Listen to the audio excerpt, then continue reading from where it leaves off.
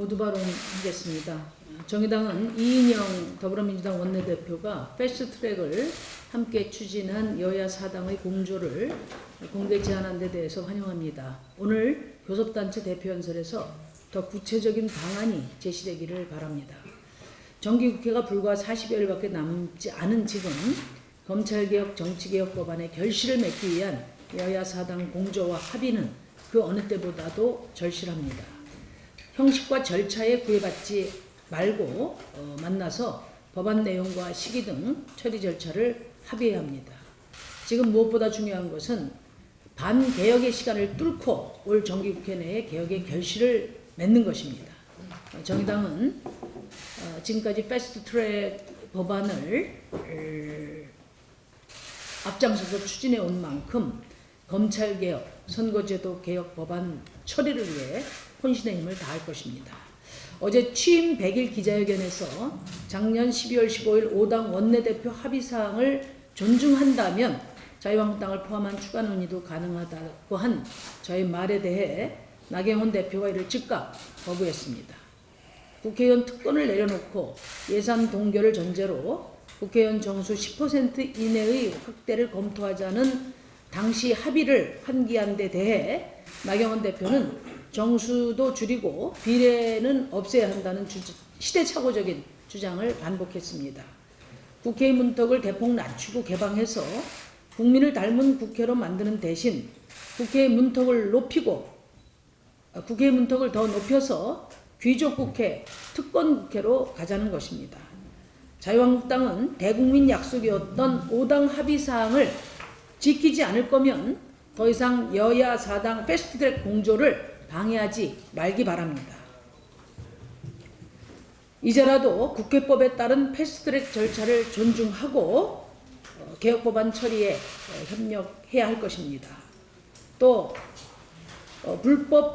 패스트트랙 불법 폭력에 앞장섰던 국회의원들에게 그것도 국민들이 보는 앞에서 표창을 하는 조폭만도 못한 부끄러운 행태를 중단하고 즉각 검찰 수사에 책임있게 응하기를 바랍니다. 한 가지 더 말씀드리겠습니다. 황교안 대표가 민평론을 발표를 했습니다.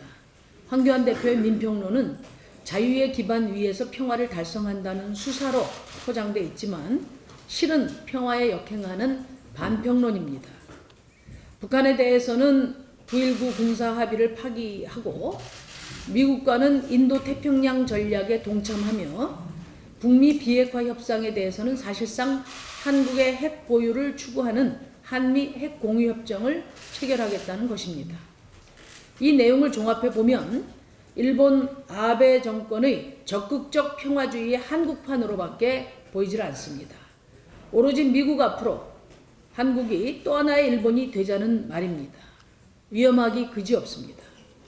민평론이 제시한 북핵 폐기의 목표는 전혀 새롭지 않고 구체적인 방법이 없다는 점에서 문재인 정부보다 후퇴한 것입니다. 더구나 한미 핵 공유협정 체결을 주장하는 것은 북핵 폐기를 포기하고 북한의 핵 보유를 정당화하는 것일 뿐입니다. 일본이 한국을 파스트 리스트에서 배제한 채로 있는 상태에서 지소미아 종료를 철회하라고 하는 것은 매우 무책임합니다. 또 동북아 안보협력 체제를 말하면서 일방적인 인도 태평양 전략 동참을 주장하고 미국의 무리한 요구로 시작된 방위비 협상이 이제 막 시작된 시점에서 이를 한국 책임인 것처럼 몰아붙이고 한미 합의사항인 전자권 전환 추진마저 갈등으로 왜곡하고 있습니다. 자유한국당은 과연 대한민국의 정당인가 아니면 일본과 미국의 이익을 대변하는 정당인가 묻지 않을 수 없습니다. 황교안 대표가 말하는 원칙 있는 대북 정책은 사실상 북한 붕괴론, 흡수 통일론을 원칙으로 표방했던 실패한 이명박 정부의 대북 강경책의 재판일 뿐입니다. 말로만 자유와 평화와 통일 정책을 말하고 있을 뿐 구체적인 내용이 없습니다. 이는 마치 박근혜 정부가 한반도 신뢰 프로세스를 말하면서 어떻게 신뢰를 만들지 제시하지 못한 것과 같습니다. 총론적으로 자한당의 민평론에는 국민과 국익이 없고 일본과 미국만 있습니다. 이상입니다. 한국당 나경원 원내대표가 어제 보수 유튜브 채널에 출연해 공수처와 연동형 비례대표제를 반드시 막겠다고 다시 한번 말했습니다. 아직도 헛된 망상에 사로잡혀 있는 것 같아 대단히 유감이지만 한국당은 개혁과는 거리가 먼 가망 없는 정치 집단이라는 것을 스스로 확인시켜준 셈입니다. 나경원 원내대표가 개혁 저지를 다시 한번 공표한 것은 한국당을 패싱해달라고 공개적으로 요구한 거나 다름없습니다. 공수처와 연동형 선거제 개혁이 여야 사당의 합의로 패스트트랙에 올라 있는데 아직도 한치의 물러섬을 마다하지 않고 있으니 이러한 모습이 바로 패싱을 희망하는 신호가 아니면 그 무엇이겠습니까? 경기장 밖에 누워서 침대 축구를 하겠다는데 굳이 경기장 안으로 입장시킬 필요가 없습니다. 이제 민주당을 포함한 여야 사당은 한국당에 대한 기대를 접고 곧바로 여야 사당 논의를 시작해야 합니다. 어제 다행히 나경원 원내대표가 자신이 패스트트랙 사태의 한국당 수괴라며 스스로 밝히고 검찰 출두를 확인했습니다. 출두에는 대표 선수가 혼자 있는 게 아닙니다. 모든 소환 대상 의원들과 함께 시간 끌지 마시고 하루빨리 출두하기 바랍니다. 국민들에게 제대로 된 정보를 주기 위해서라도 하루빨리 검찰에 출두하여 엄정한 법의 집행을 받기 바랍니다. 말씀 더 드리겠습니다. 자유한국당이 민주당의 탄력 근로제 단위기간 확대 처리 요구에 대해 주유수당 폐지를 들고 나왔습니다. 탄력 근로제 확대도 주 52시간제를 사실상 무력화시키는 악법인데 여기에 더해 최저임금 인상을 오히려 뒤로 후퇴시키는 악법 중에 악법을 들고 나온 것입니다. 주유수당이 무엇입니까? 1953년 근로기준법 제정 이후 지금까지 계속되고 있고 1988년부터 30년간 최저임금에 포함되어 온 제도입니다. 그래서 노동자든 사업주든 주유수당이 포함된 임금 총액을 월급으로 여기고 살아왔습니다. 이제 와서 주유수당을 폐지하게 되면 한 번에 무려 6분의 1의 월급이 삭감됩니다.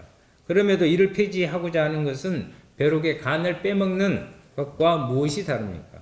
자유한국당은 입만 열면 서민들의 힘든 삶을 얘기합니다. 하지만 정작 최저임금을 받는 서민들의 고통은 나몰라라 한 채 오로지 최저임금 노동자의 삶을 파괴하는 정책만 주장하고 있습니다. 결국 자유한국당은 노동을 모르는 친재벌 정당, 서민을 모르는 귀족 정당일 뿐입니다. 정부는 자유한국당의 주유수당 폐지에 대해 단호하게 대응해야 합니다. 아울러 노동시간 단축을 무위로 돌리고 장시간 노동에 허덕이게 할 탄력근로제 단위기간 확대도 즉각 중단되어야 할 것입니다. 네, 탄력근로제 관련해서만 간단히 말씀드리겠습니다.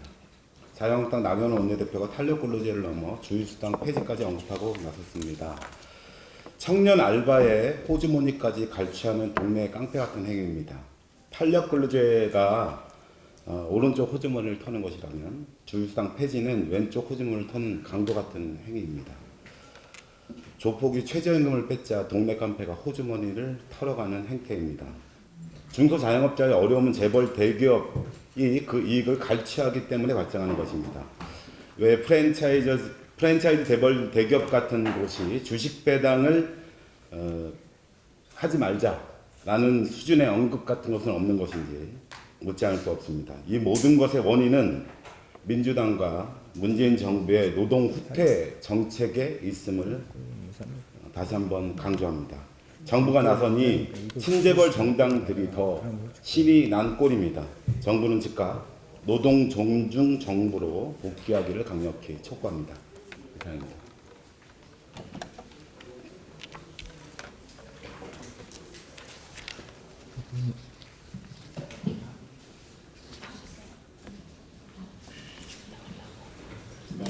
하겠습니다. 오늘 경기도에서 성평등 조례 왜 필요한가라는 제목으로 시민초청 간담회를 엽니다. 2019년 현재에도 다양성과 인권, 평등의 가치를 담은 조례들이 줄줄이 부결되거나 심의 보류되고 있습니다. 성소수자의 인권을 부정하는 이들의 가짜뉴스, 팩스 발송 세례, 피켓팅, 전화, 문자, 의회 댓글 공세에 지방의회가 번번이 항복하고 있는 모양새입니다. 이는 비단 경기도에서만 일어나고 있는 일은 아닙니다.